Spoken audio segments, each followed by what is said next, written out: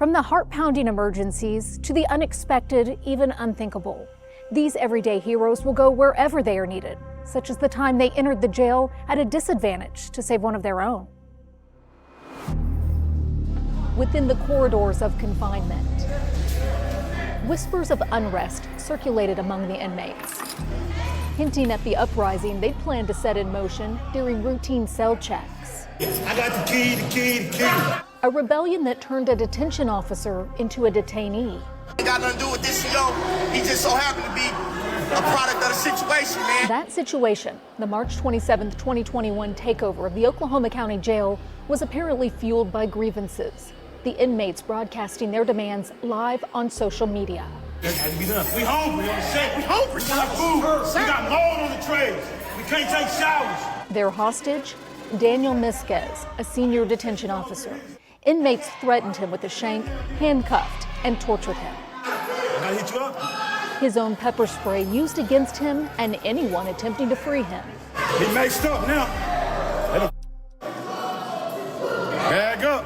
Efforts to defuse the situation only escalated the threat, with more inmates let out of their cells. I got him running.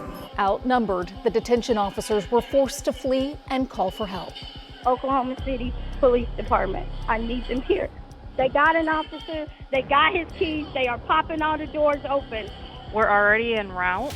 The hostage's family, witnessing the attack in real time on Facebook, had already called 911.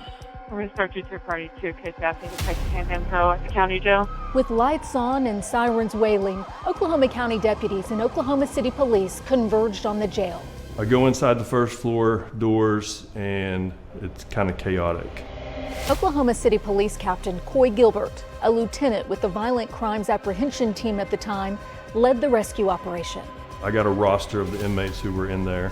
These are the baddest of the bad inside the jail, which wasn't super comforting. I wanted to get eyes on it. I wanted to be able to see it. Through one of the jail's security cameras, Gilbert could see the hostage, detention officer Misquez, defenseless in the high-risk pod among freed inmates.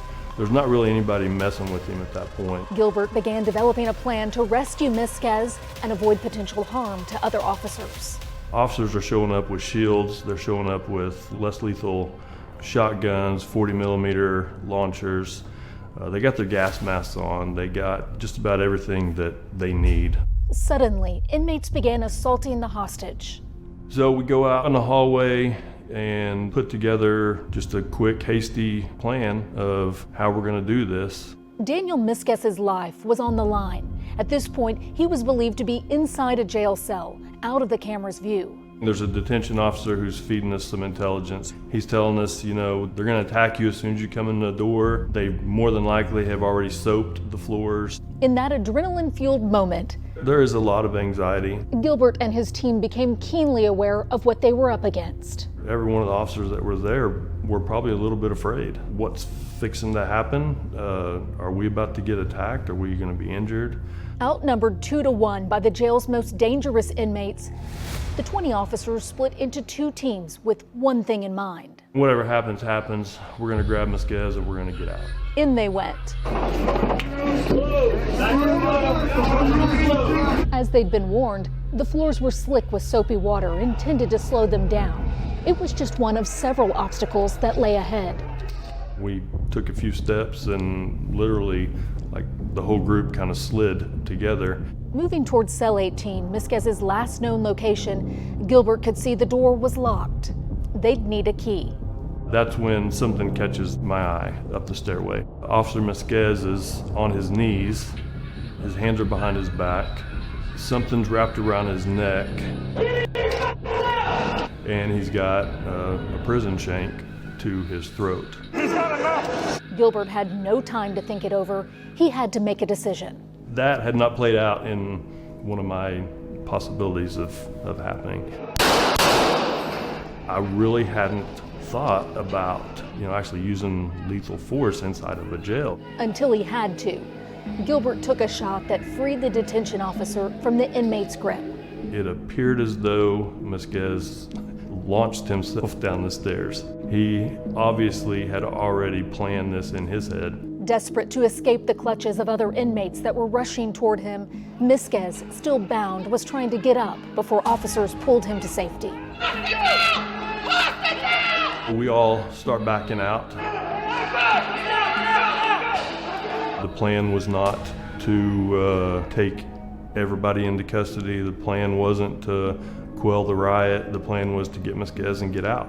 And they did. And everybody kind of, takes a deep breath. The first moment to reflect on the gravity of the life or death rescue operation.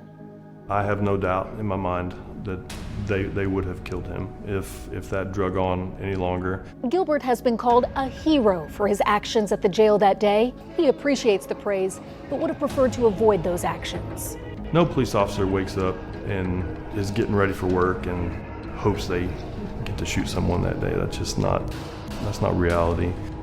I hope I get to drive around and shake hands and smile at people and, maybe save a life. Saving a life can also mean taking a life. It's the reality of being a police officer. You prepare for the worst and, you hope you don't ever have to do it. But Gilbert says the oath he took means he is prepared and he will do what's needed, whether it's to restore order in the jail or just keep his community safe.